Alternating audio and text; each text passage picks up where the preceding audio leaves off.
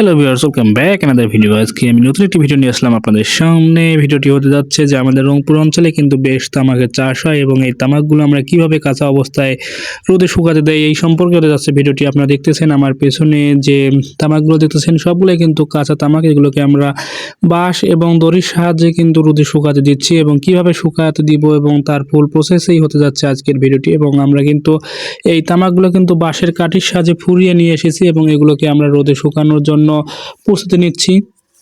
তার জন্য আমরা আগে থেকে কিন্তু এই তামাকগুলো এখানে নিয়ে এসেছি এবং এগুলোকে এখন আমি শুকাতে দেবো। এজন্য আমি ফুল প্রস্তুতি নিয়ে নিয়েছি আগেই এবং এগুলোকে আমরা এখন দড়ির সাহায্যে এগুলোকে শুকাতে দেব এবং শুকাতে দেওয়ার বেশ কয়েকদিন পর অর্থাৎ 10 থেকে 15 দিনের মধ্যে কিন্তু এগুলো ভালোভাবে শুকাবে। তারপরে এগুলোকে আরেকটু ভালোভাবে শুকানোর জন্য মাটিতে শুকাইতে দিতে হবে। সো ভিউয়ার্স দেখুন, এখন আমি কিন্তু এই যে তামাকগুলো নিচ্ছি এবং এগুলো আমি দড়ির সাহায্যে রোদে শুকানোর জন্য টাঙিয়ে দিচ্ছি। একের পর এক তামাক নিব এবং এভাবে দিতে দিতে একসময় আমাদের তামাকগুলো শুকাতে দেওয়া শেষ হয়ে যাবে এবং বিভিন্ন অ্যাঙ্গেল থেকে আমি আপনাদের দেখানোর চেষ্টা করতেছি। এই যে তামাকগুলো নিচ্ছি এগুলো কাঁচা তামাক, এগুলোকে জমি থেকে এনে আমরা কিন্তু কাঠির সাহায্যে ফুরিয়ে নিয়েছি এবং এগুলোকে সারি সারি করে আমরা শুকাতে দিচ্ছি।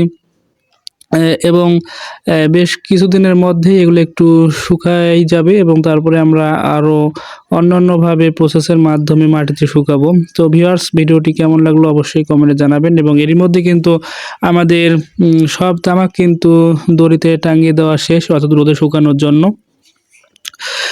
এবং আমি যদি আপনাদের পুরা ভিউটা দেখাই, দেখেন 3টা দড়ি কিন্তু আমরা কিন্তু রোদে শুকানোর জন্য তামাকে ভর্তি করে দিয়েছি। সো ভিউয়ার্স, ভিডিওটি কেমন লাগলো অবশ্যই কমেন্টে জানাবেন এবং এখনও যারা আমাদের চ্যানেলটি সাবস্ক্রাইব করেননি সাবস্ক্রাইব করে সাজ্জাদ ব্লগ ফ্রম রংপুরে ইউটিউব চ্যানেলের সঙ্গেই থাকবেন এবং উপভোগ করতে থাকবেন পরবর্তী ভিডিওগুলো। দেখা হবে অন্য আরেকটি ভিডিওতে। সেই পর্যন্ত ভালো থাকবেন, সুস্থ থাকবেন। ধন্যবাদ সকলকেই।